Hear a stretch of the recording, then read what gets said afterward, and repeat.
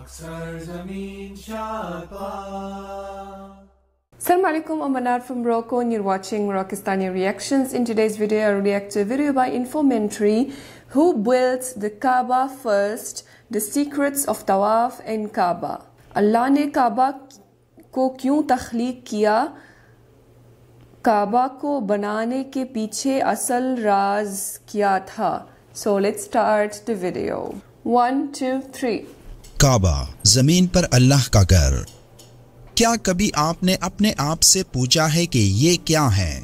اس گھر کو بنانے کی حکمت، اس مخصوص جگہ کے انتخاب کا راز کیا ہے؟ اور ہر مسلمان کے لیے اس طرف عبادت کرنے کا حکم کیوں دیا گیا؟ کبھی آپ کے ذہن میں یہ آیا کہ دنیا کے اس خاص مقام میں کعبہ کو کیوں تعمیر کیا گیا؟ اس کے پیچھے راز کیا ہے؟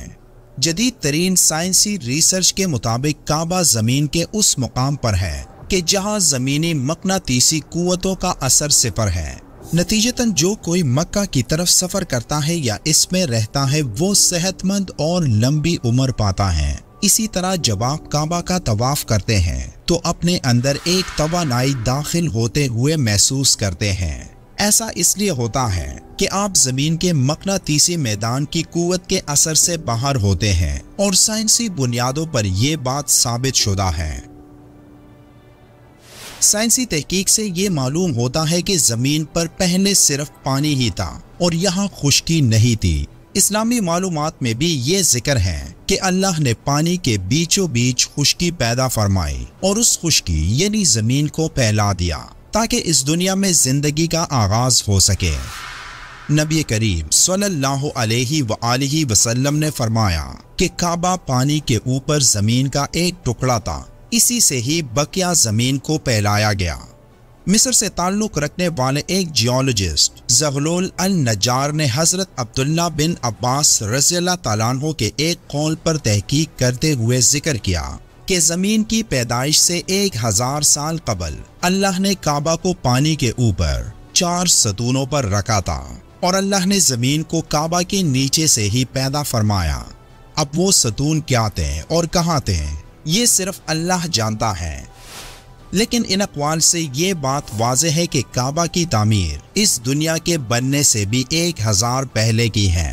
یہی وہ مقام ہے جو اس دنیا میں زمین کی شکل میں سب سے پہلے بنا، یعنی کعبہ اور مکہ دنیا کا پہلا مقام، پہلا شہر اور پہلا بر اعظم تھا، کیونکہ اس وقت دنیا میں پوری زمین ایک ساتھ ایک بڑے بر اعظم کی شکل میں تھی، جس کی تصدیق آج سائنس بھی کرتی ہے کہ زمین کے آغاز میں تمام بر اعظم ایک ہی بڑا بر اعظم تھا جو وقت کے ساتھ ساتھ پھیلتا گیا اور الگ ہو کر 7 بڑے بر اعظموں میں تقسیم ہو گیا۔ اس بات کا ذکر قرآن کی سورہ البقرہ کی آیت نمبر 143 میں ان الفاظ کے ساتھ موجود ہے، جس میں اللہ فرماتا ہے، اور اسی طرح ہم نے تم کو امت معتدل یعنی امت وسط بنایا ہے۔ اس کی تفصیل بیان کرتے ہوئے امام القرطبی بتاتے ہیں کہ جیسے کعبہ زمین کے بالکل سینٹر میں ہے، ویسے ہی اللہ نے امت محمدی کو تمام اقوام کے درمیان میں پیدا فرمایا۔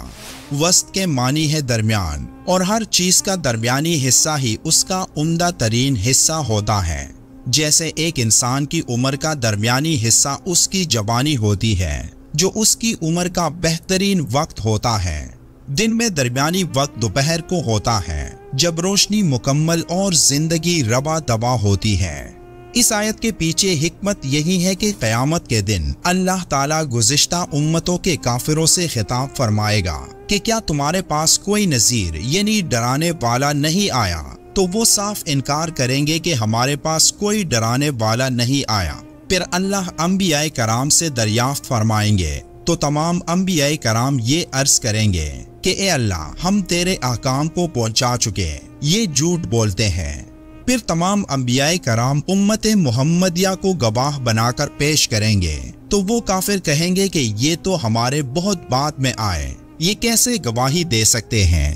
پھر امت محمدیہ یہ جواب دے گی کہ اگرچہ ہم ان کے بعد آئے، مگر ہم کو رسول اللہ صلی اللہ علیہ وآلہ وسلم کے ذریعے سے معلوم ہو گیا کہ تمام انبیاء کرام نے اپنی اپنی امتوں کو اللہ کے احکام پہنچا دیے۔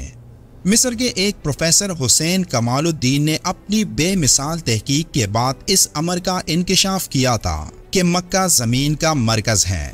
انہوں نے کہا کہ یہ بالکل ممکن ہے کہ ایک ایسا دائرہ بنایا جائے کہ اگر اس کا مرکز مکہ ہو تو اس دائرے کے بارڈرز تمام بر اعظموں سے باہر واقع ہوں گے۔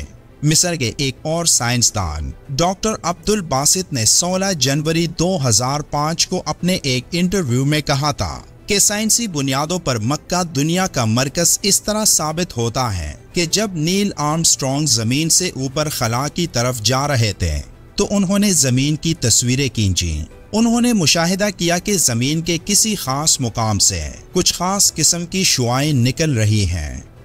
انہوں نے اس چیز کو معلوم کرنے کے لیے اپنے کیمروں کو اس مقام پر فوکس کرنا شروع کیا کہ جہاں سے یہ شعاعیں نکل رہی تھیں، اور آخر کار وہ اپنی اس کوشش میں کامیاب ہوا اور انہوں نے یہ معلوم کر لیا کہ وہ مقام کہ جہاں سے شعاعیں خارج ہو رہی تھیں وہ مکہ ہے۔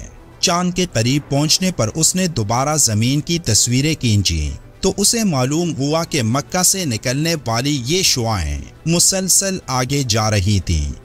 ناسا نے یہ تمام معلومات اپنی ویب سائٹ پر پیش کر دی تھیں، مگر صرف 21 دن بعد ان کو ویب سائٹ سے ہٹا دیا گیا تھا، شاید اس لیے کہ یہ معلومات بڑی اہم اور حساس تھی۔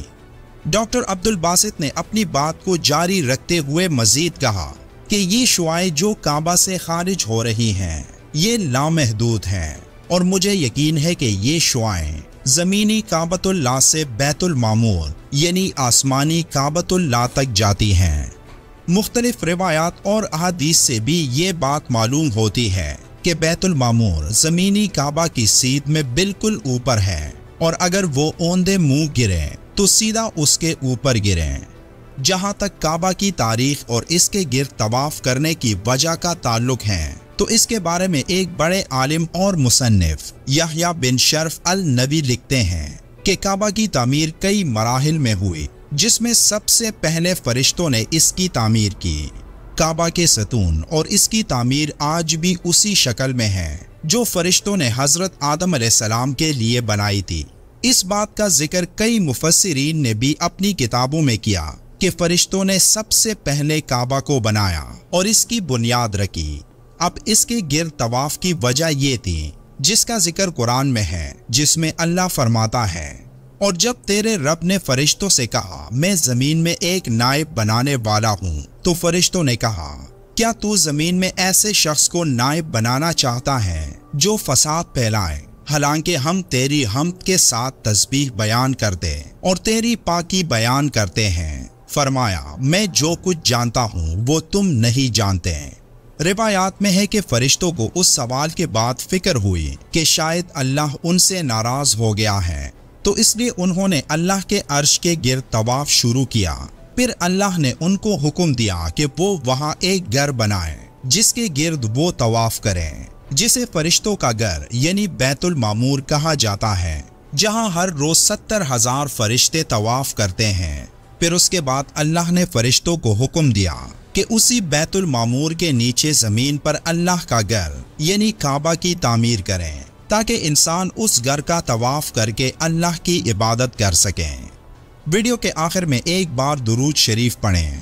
ملتے ہیں ایک اور معلوماتی ویڈیو میں، تب تک کے لیے اللہ حافظ۔ کافی انٹرسٹنگ اور انفارمیٹیو ویڈیو تھی کعبہ کے بارے میں۔ جہاں تک مجھے پتا تھا کہ حضرت ابراہیم علیہ السلام نے پہلی دفعہ کعبہ کا بنیاد رکھا تھا، قرآن کے حساب سے جو قرآن میں اس کا ذکر آیا ہے کہ اب ابراہیم علیہ السلام کو آرڈر دیا گیا تھا کہ وہ کعبہ کی تعمیر کریں، لیکن مجھے نہیں پتا تھا کہ اس سے بھی پہلے جو ہے وہ سب سے پہلے فرشتوں نے کعبہ کا بنیاد رکھا تھا۔ تو اس ویڈیو کے ذریعے جاننے کو ملا ہے، اور کافی کچھ جاننے کو ملا ہے کعبہ کے حوالے سے۔ کعبہ کے بارے میں جو ہے کافی انفارمیشنز تھی اور کافی انٹرسٹنگ ویڈیو تھی۔ کیا آپ کو یہ سب پتا تھا جو اس ویڈیو میں تھی انفارمیشنز تھی، یا پہلی دفعہ آپ جاننے کو ملا ہے آپ کو اس ویڈیو کے ذریعے کامنٹس میں لازمی بتائیے گا. سو یہ تھی آج کی ویڈیو. امید ہے کہ آپ سب کو پسند آئی ہوگی. ملتے ہیں انشاءاللہ نیکسٹ ویڈیو میں. چل دین اپنا بہت خیال رکھیے گا. فی امان اللہ.